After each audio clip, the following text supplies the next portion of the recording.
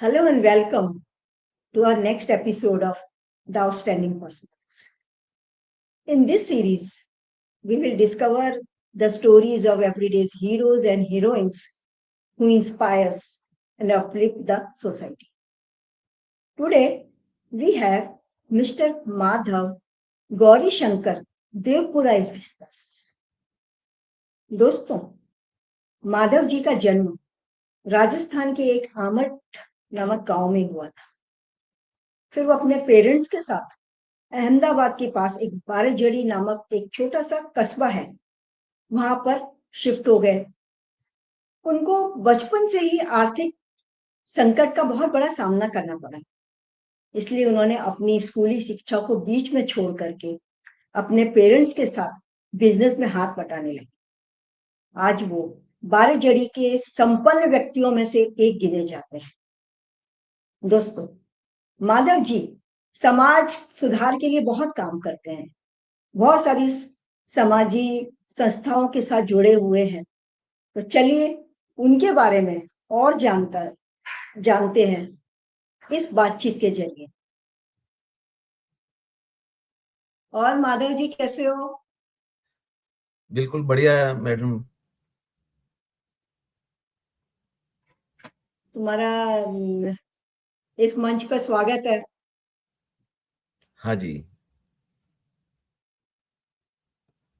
बहुत बहुत शुक्रिया। हेलो, बहुत बहुत शुक्रिया आप थैंक ये यू मंच पे लाने के बदल। थैंक यू माधव जी, अच्छा लग रहा है।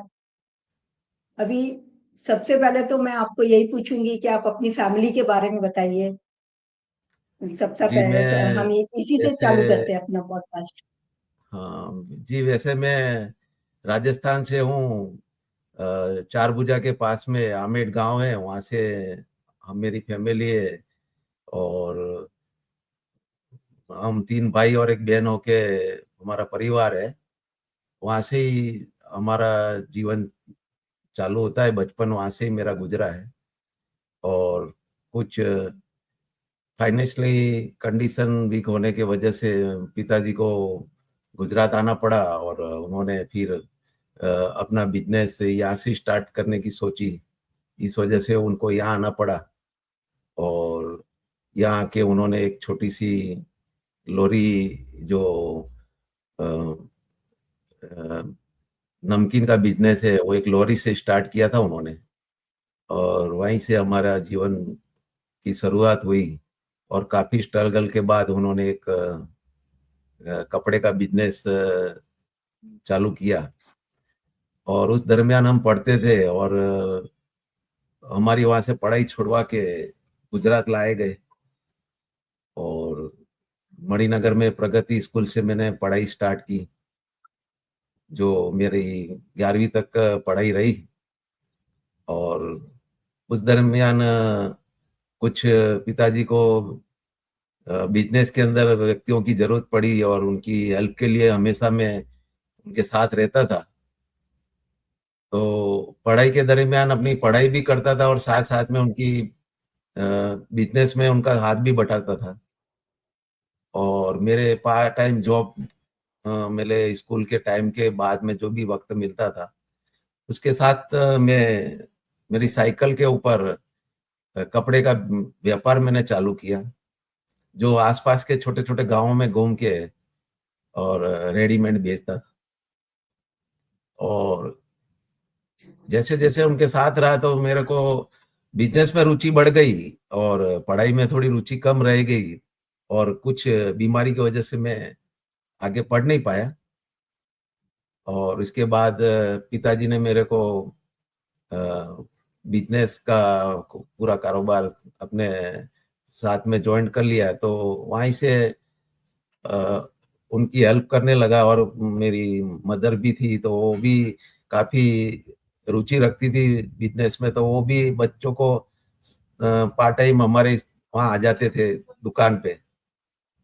और वो भी इतना ही मतलब हेल्प करते थे। घर का काम काज छोड़ के जो भी काम काज निपटा के बाद में बिजनेस में हमारा साथ देती थी हमारी मदर। और जैसे जैसे बड़े हुए और बच्चे हुए तो उनको पढ़ाई लिखाई में जरूरत पड़ी और उनको अच्छे हुए। उनके बाद में उन्होंने पढ़ाई कंप्लीट की। उसमें एक बच्चा, मेरे दो बच्चे हैं, उसमें बड़ा है रवि और छोटा है विकास। रवि ने इंजीनियरिंग किया क्या और बात है। हाँ, और छोटे वाले ने सीए कंप्लीट किया। लेकिन हमारा व्यापार में सब बच्चों को और सबको रुचि व्यापार में ज्यादा होने की वजह से वो कोई सर्विस में इंटरेस्ट नहीं रखते थे। तो मेरे साथ ही मतलब बिजनेस में, हमारा पार्ट टाइम जॉब में साथ में बच्चे भी हमारे को हेल्प करते थे। तो उस अच्छा। वजह से उनकी भी रुचि उसमें बढ़ गई। हम्म। तो मेरी मिसेज थी तो बच, जैसे भी बच्चे छोटे थे उस टाइम से ही वो मतलब उनको तैयार करके स्कूल भेज के जो भी टाइम मिलता था तो वो मेरे बिजनेस में मेरा भी हेल्प करती थी वो। कहीं यानी पूरा खरीदी में फैमिली। जाना या कहीं बाहर जाना, अकेला में रहता था तो बिजनेस में वो भी मेरा हाथ बटाती थी। ऐसे करके करते कुछ पैसे बने तो उसमें से हमने एक छोटी सी दुकान कपड़े की लगाई। और कपड़े की हम्म। दुकान लगाने के बाद बच्चों ने अच्छी प्रोग्रेस की। उसमें से एक बड़ा शोरूम बनाया हमने अरे और वाह। यूं ही शोरूम बनाया। हाँ, उसके बाद बच्चों ने और अच्छी प्रगति की और बिजनेस में अच्छे आगे बढ़े। तो उन्होंने कुछ अपने हिसाब से नया सेटअप करने की सोचा। और हम्म। जैसे बच्चा एक इंजीनियर है, एक सीए है, तो वो अपनी लाइन में न जाकर बिजनेस में ही पापा को आगे हेल्प करके कहीं नया सेटअप करने की सोची उन्होंने। और उसके बाद उन्होंने गोल्ड का नया बिजनेस स्टार्टअप किया। अच्छा। और वो स्टार्ट होने के बाद जैसे भी अच्छी उन्होंने उसमें प्रगति की तो एक छोटे से काउंटर से लगा के उन्होंने एक बड़ा एम्पायर खड़ा किया, एक बड़ा गोल्ड का शोरूम स्टार्टअप किया। और क्या बात है। आज मेरे उन हिसाब से और फैमिली की सहयोग के हिसाब से दो मेरे बड़े शोरूम है गोल्ड के, और एक कपड़े का शोरूम है। और उसके अलावा भी मेरे तीन चार छोटे मोटे बिजनेस हैं। तो वो मैं चला रहा हूँ और बच्चे सब साथ दे रहे हैं। आज इस पड़ाव पे आके बैठा हूँ कि मुझे और कुछ करने की जरूरत नहीं रही है और मैं बच्चों के साथ अपनी जिंदगी अच्छे से गुजार रहा हूँ। और ये जो ये तो मेरा बहुत ही। साइकिल से लगा के, साइकिल पे जो बिजनेस करने के हिसाब से लगा के आगे तक अभी एक शोरूम तक आया है, वो एक परिवार की, यूं समझो कि परिवार ने मेरे को बहुत ही सहयोग दिया है। और उसको देखते हुए आज मैं इस मुकाम पे पहुंचा हूँ कि अब मैं मुझे यूं लगता है कि मुझे अपने परिवार के साथ साथ मुझे समाज और मेरे गांव के लिए भी कुछ करना चाहिए।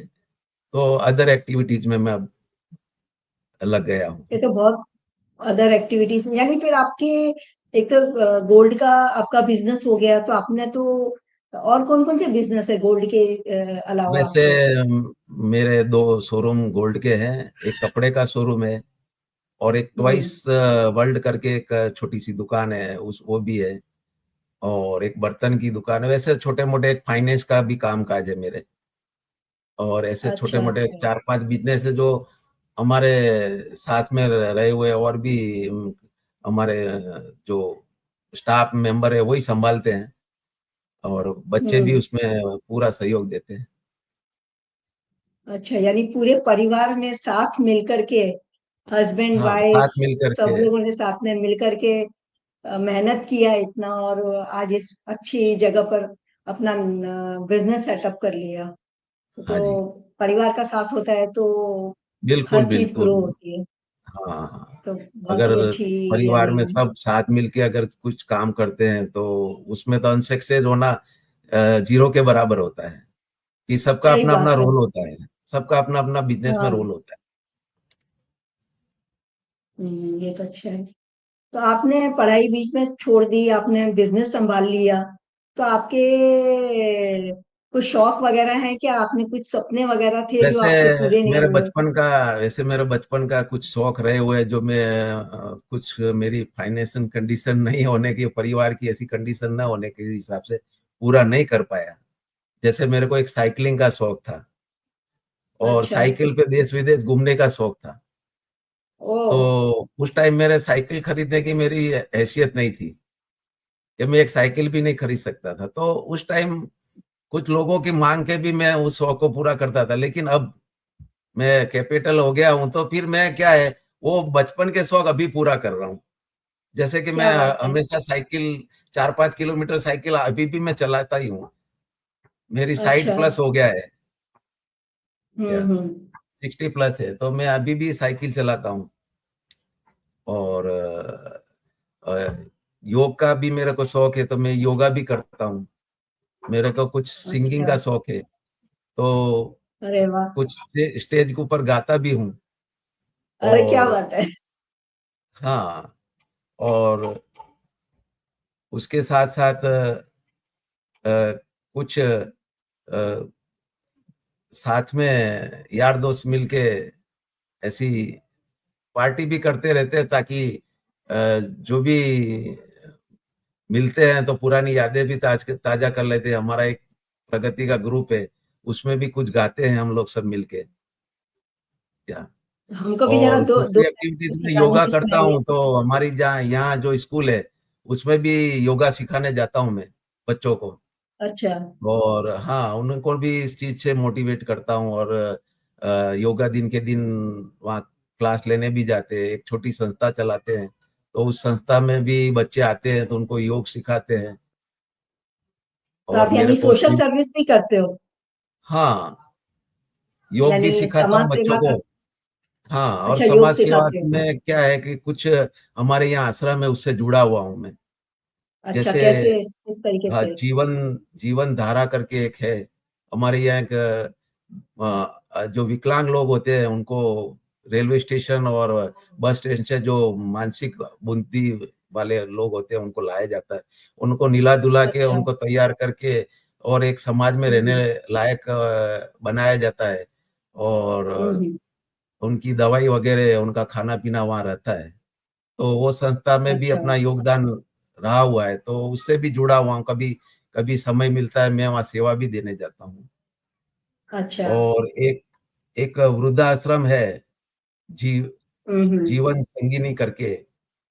तो हाँ हाँ। वो वृद्धाश्रम में कुछ बुजुर्ग लोग रहते हैं तो वहाँ हम्म। भी सेवा देने जाता हूँ और किस कुछ तरीके के समय वहाँ बुजुर्ग भी लोग मेरा रहते हैं? व्यतीत करता हूँ उनके साथ रह के। किस तरीके के बुजुर्ग लोग रहते हैं वहां पे? वहाँ जैसे कि जैसे परिवार के कुछ बच्चे बाहर फॉरेन रहने चले गए हो बच्चे, अगर परिवार में एक ही बच्चा है उनके माँ बाप को कोई संभालने वाला नहीं होते हैं, तो ऐसे बच्चे वहाँ हम्म। अपने माता पिता को वहाँ छोड़ जाते हैं।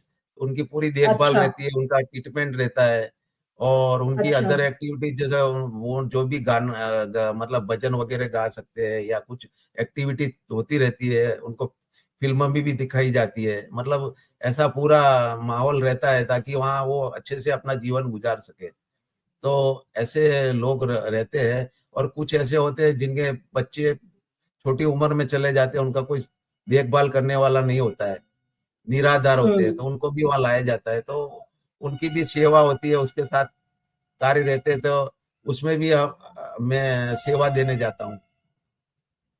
अच्छा, तो और अपने इसमें कुछ चार्ज वगैरह देते हैं वो लोग कि फ्री ऑफ कॉस्ट होता है वो? नहीं, वो फ्री ऑफ कॉस्ट ही होता है। बड़ी बड़ी संस्था है, बड़े पैसे वाले हैं जिनका अच्छा व्यापार वगैरह होता है, बिजनेसमैन है, तो वो अपनी सहयोग देते हैं और उन सहयोग और उन जो कैपिटल जो भी भंडोल आता है उसमें से ही वो संस्था चलती है। और कुछ अच्छा। श्रमदान देने भी आते हैं, कुछ लोग पैसे नहीं दे पाते तो वो अपना वहाँ सेवा करने के लिए श्रमदान भी देते हैं। वो भी वहाँ के उन अच्छा। बुजुर्गों से के साथ रहते हैं और अपना सेवा का योगदान भी देते हैं। अच्छा। तो अच्छा। ऐसी संस्था से भी जुड़ा हूँ। हम्म। तो एक तो आप ओल्ड एज होम के साथ जुड़े हुए हो, एक मेंटली डिस्टर्ब लोगों के साथ जुड़े हुए हो, हाँ फिर जी। आप लोगों को योगा सिखाते हो। हाँ जी। और पूरा उनके एंटरटेनमेंट का ख्याल रखते हो। तो एंटरटेनमेंट यानी बुजुर्ग हाँ, जो लोग हैं वो गाना वाना गाते हाँ, हैं। बुजुर्ग कुछ मतलब कुछ खुल के कुछ गाना का शौक रखते हैं, या कुछ बोलना का शौक रखते हैं, या कोई स्टेज पे कुछ करना चाहते हैं, कुछ एक्टिविटीज करना चाहते हैं, कोई भजन गाना चाहता है, तो उसके लिए भी अभी एक हम्म। हम कराओके ऐसा पूरा हॉल बना रहे हैं, जिसके अंदर स्टेज के ऊपर कार्यक्रम हो सके और उन्हें वो आनंद ले सके। अच्छा, गांव में स्पेशली इसके रहे लिए। हुए कुछ बुजुर्ग है, तो वो आएंगे, बैठेंगे, अपना समय पे व्यतीत करेंगे। तो ऐसा हॉल भी हम बनाने जा रहे हैं। अच्छा अच्छा, तो ये तो आपने तो काफी यानी लोगों के लिए काफी जैसे आप लोगों भगवान ने ने इंस्पिर। सब कुछ दिया है, तो उसमें से कुछ भगवान के लिए, कुछ समाज के लिए, कुछ परिवार के लिए। मेरा मानना है सबको मतलब उसमें योगदान देना चाहिए, ताकि एक सही। अ, आगे बढ़े, मतलब परिवार भी, परिवार में जो कमाई अपने कर रहे हैं उसका कुछ हिस्सा अपने समाज के लिए दें, एक परिवार के लिए दें, हम्म एक गांव के लिए कुछ करें, ऐसी भावना रही हुई है। हम्म। तो आपने बताया कि आपको सिंगिंग का शौक है। तो आप हम्म। सिंगिंग यानी कैसे, यानी कुछ कैरियोके से करते हो, कैसे हाँ, गाते हो आप? कैरियोके लगा के उस पे गाते हैं, गुनगुना लेते हैं, अ- अपना कुछ टाइम पास कर लेते हैं। अच्छा अच्छा, तो जरा दो लाइन हम लोगों को भी सुना दो। हाँ जी। जब कोई बात बिगड़ जाए, जब कोई मुश्किल पड़ जाए, तब देना साथ मेरा, साथ। ओ हम नवा। न कोई है, न कोई था जिंदगी में तुम्हारे सिवा, तुम देना साथ मेरा, ओ हम नवा। बहुत अच्छा गाना गाया आपने, और आपकी आवाज भी काफी अच्छी है। हाँ जी। तो अच्छी बात है कि आप है ना अपने शौक का भी पूरा ध्यान रख रहे हो। गाना भी गाते हो आप, साइकिल भी चलाते हो इतनी। और इसके अलावा और क्या हॉबी है आपकी? और मेरा स्विमिंग का शौक है, तो मैं हफ्ता भर में 2 दिन वहां भी जाता हूँ। वहां भी एक हमारा ग्रुप बना हुआ है, तो 2 दिन वहां स्विमिंग में भी जाता हूँ मैं। अच्छा। हाँ जी। Okay okay. तो साइकिल से आपने कौन कौन से टूर किए हुए? साइकिल में मैंने यहाँ से हमारे 70 किलोमीटर डाकोर है, तो वहां किया था, पावागढ़ किया था। उसके बाद यहाँ अहमदाबाद से खाटू श्याम, जयपुर, ऐसे 1-2 प्रोग्राम किए थे, वहां गए थे हम ग्रुप में, सब 10-12 जने साइकिल लेके जाते थे। वहां हमारा खाना पीना रास्ते में ही रहता था। अच्छा अच्छा, चलो अच्छी बात है। काफी यानी आपने अपने शौक को जिंदा रखा है, उसके लिए टाइम निकालते हो, हाँ जी। शरीर का ध्यान रखते हो, योग योग करते हो, लोगों को योगा सिखाते हो। जी जी। तो ये जिंदगी जीने का बहुत अच्छा तरीका है आपका। हाँ जी। अभी आप हमारे जो दर्शक लोग हैं उनके लिए आप क्या मैसेज देना चाहते हो? मैं तो यही कहूंगा कि अगर भगवान ने आपको सब कुछ दिया है, तो पहले तो अपना स्वास्थ्य के ऊपर पूरे दिन के 24 घंटे में ज्यादा नहीं तो आप आधा 1 घंटा अपने शरीर के लिए निकाले, और उसके बाद 1 घंटा अपने परिवार के लिए निकाले, परिवार के साथ बैठे, उनके साथ हंसी मजाक करे, उसके साथ परिवार को पूरा बैठ के उनके साथ खाना खाएं, और 1 घंटा पूरे दिन में शरीर के लिए, और 1 घंटा परिवार के लिए। उसके बाद जो बचता है, वो उसमें आप एक समाज के लिए कुछ एक्टिविटीज में जुड़े रहें, ताकि अ, आप एक समाज के लिए भी काम, अगर आदमी स्वस्थ रहेगा तो सारा दुनिया का सुख वो ले सकता है, और लोगों को भी सुख दे सकता है। तो मेरा कहना है कि हर आदमी अपने स्वास्थ्य पे पूरा ध्यान रख के समय निकाले, और एक परिवार के लिए समय निकाले, क्योंकि आजकल इतनी फास्ट जीवन हो गया है कि बच्चे और बड़े एक परिवार को समय नहीं दे पाते, उससे कुछ परिवार टूटते जा रहे हैं।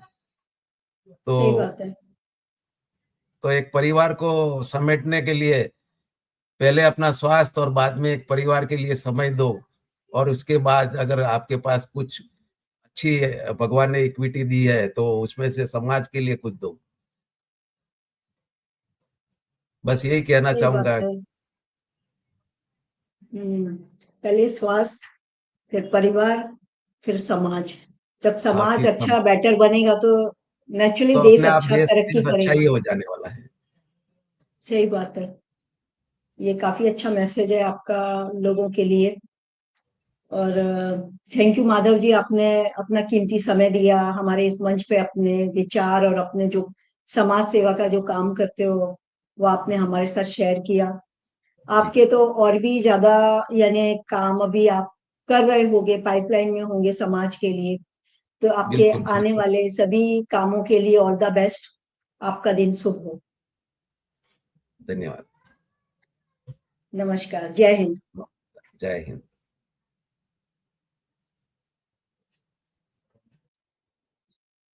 Thank you, audience, for giving us your patience listening. Ideas, feedback, and comments are always welcome. Do like and subscribe. Jai Hind.